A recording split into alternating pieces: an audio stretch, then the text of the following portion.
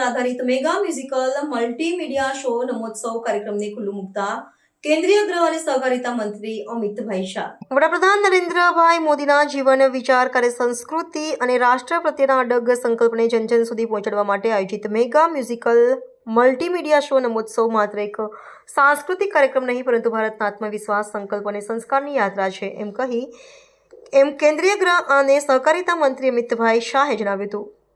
અમદાવાદના સંસ્કારધામ ધુમા ખાતે આયોજિત વડાપ્રધાન નરેન્દ્રભાઈ મોદીના જીવનચરિત્ર પર આધારિત મેગા મ્યુઝિકલ મલ્ટીમીડિયા શો નમોત્સવ કાર્યક્રમમાં જાણીતા કલાકાર શ્રી સાઈરામ દવે સહિત કુલ 150 કલાકારોએ ભાગ લીધો હતો, જેને કેન્દ્રીય ગૃહમંત્રી, મુખ્યમંત્રી ભૂપેન્દ્ર પટેલ, નાયબ મુખ્યમંત્રી હર્ષ સંઘવી, મંત્રીઓ સહિત સૌ ઉપસ્થિત મહાનુભાવોએ રસપૂર્વક નિહાળ્યો હતો।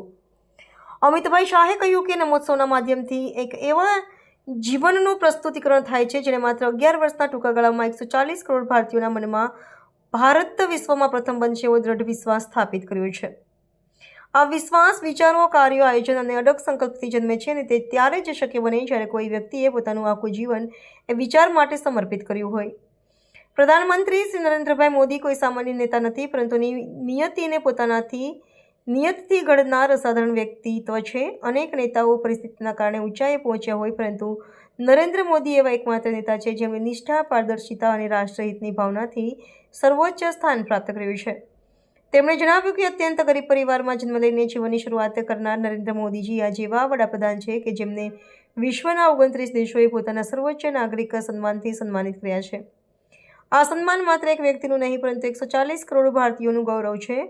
વડાપ્રધાન તરીકેના 11 વર્ષમાં શ્રી નરેન્દ્રભાઈ મોદીના નેતૃત્વ હેઠળ 27 કરોડ લોકો ગરીબી રેખાથી બહાર આવ્યા, 81 કરોડ લોકો મફત અનાજ સુરક્ષા મળી, 11 કરોડથી વધુ ગેસ કનેક્શન, 15 કરોડથી વધુ શૌચાલય, 10 કરોડથી વધુ ઘરોમાં શુદ્ધ પીવાનું પાણી, 56 કરોડ લોકોને બેન્કિંગ વ્યવસ્થાથી જોડાણ અને 4 કરોડથી વધુ પરિવારને પાકા મકાન મળ્યા છે। તેમણે ભારપૂર્વક જણાવ્યું કે પોતાના માટે એક રૂમ પણ ન બનાવનાર વડાપ્રધાને કરોડો ગરીબોને ઘર બનાવી આપ્યા છે। આ જ નીતિ, નિયત અને નેતૃત્વનું શ્રેષ્ઠ ઉદાહરણ છે।